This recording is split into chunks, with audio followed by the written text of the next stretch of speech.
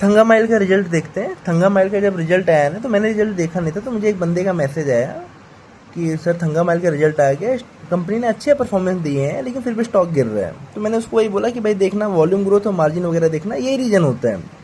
या तो कंपनी का कहते हैं ना, आगे का जो गाइडेंस दे रही है वो और आगे का जो आउटलुक दे रही है वो बराबर नहीं है। तो ये दो तीन चीज़ें रीजन होती है कि भाई भाई कंपनी ने अच्छा परफॉर्म किया लेकिन उसका वॉल्यूम ग्रोथ नहीं आया, तो यानी प्राइस लेट ग्रोथ है। प्राइस लेट ग्रोथ में क्या हुआ कि भाई आपने मेहनत नहीं करा, आपको ग्रोथ ऐसे मिल गया। एग्जाम्पल पकड़ो, आप कोई चीज़ 100 रुपये का बेचते हो, ठीक है, 100 से वो चीज़ 110 की हो गई, तो इसमें आपका कोई कॉन्ट्रीब्यूशन है नहीं, ठीक है।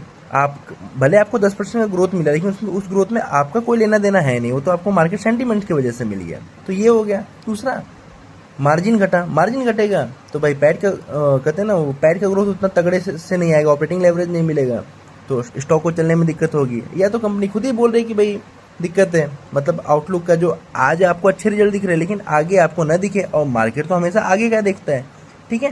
तो ये दो चार रीजन सारे स्टॉक में होता है। अगर मान लो अगर आपका स्टॉक अगर परफॉर्मेंस अच्छा दिया फिर भी स्टॉक गिर रहा है ना, तो यही रीजन होते हैं। तो देखो, ये देखो, मैनेजमेंट अगर अपनी कमेंट्री देखोगे ना आप, तो मैनेजमेंट ने सब बताया हुआ है कि भाई आपको देखो वॉल्यूम ग्रोथ आप इस बार कम हुआ है, ठीक है, और ये सब प्राइस वगैरह इंक्रीज होने की वजह से और आईएनआर डेप्रिसिएट होने की वजह से थोड़ा पब्लिक पोस्टपोन कर रही है अपना लेना देना। बाहर से जहाँ से पैसे वगैरह आते हैं वहाँ से आ नहीं रहे, क्योंकि वॉर वगैरह के सिचुएशन में आपको थोड़ा सा डिमांड में दिक्कत दिख रही है। उसके अलावा exchange gold scheme, DG gold scheme और अदर कस्टमर सर्विस का 53% बढ़ गया एज कम्पेयर टू 47%। हाँ, इसकी वजह से, हाँ ये बात है। देखो कैसे है कि अच्छा, एक्सचेंज गोल्ड स्कीम तो पता ही होगा सबको, एडवांसेस वगैरह भी पता होगा। डीजी गोल्ड वगैरह मतलब समझो ना, अगर आप नॉर्मल लोकल ज्वेलरी वगैरह पे जाते होगे तो वो ऐसा करते हैं ना, आपको हजार या 10,000 रुपये आप हर महीने दे दो, फिर 11 महीने तक दो, फिर 12वें महीने 1,20,000 ऐसा कुछ तक का गोल्ड वगैरह ले पाओ, ठीक है। तो वो सब में कंपनी को थोड़ा डिस्काउंट देना पड़ता है। उसी के रीजन से देखो ग्रॉस मार्जिन आपका घटा हुआ है। जब ग्रॉस मार्जिन घटता है तो सीधा पूरे ऑपरेटिंग लेवरेज की बैंड बच जाती है।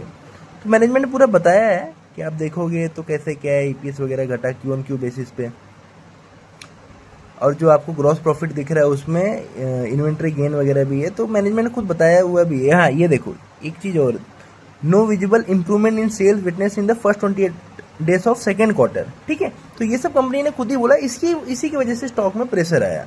अदरवाइज तो ठीक है, कोई मतलब कहते हैं ना वो नहीं है, लेकिन कंपनी ने जब खुद ही बता दिया कि भाई आपका मार्जिन, अब देखो अगर आप मार्जिन देखोगे ना, ये देखो जीपी मार्जिन देखो 9.81% हो गया, पहले 11% था, तो 1-1.5% का उसमें गिरावट आया आपके। इबिट्टा भी थोड़ा सा गिरा है। इबिट्टा ऐसा परसेंटेज ऑफ रिटेल सेल निकाला, अगर टोटल इबिट्टा निकालोगे तो और भी एक गिरा हुआ दिखेगा।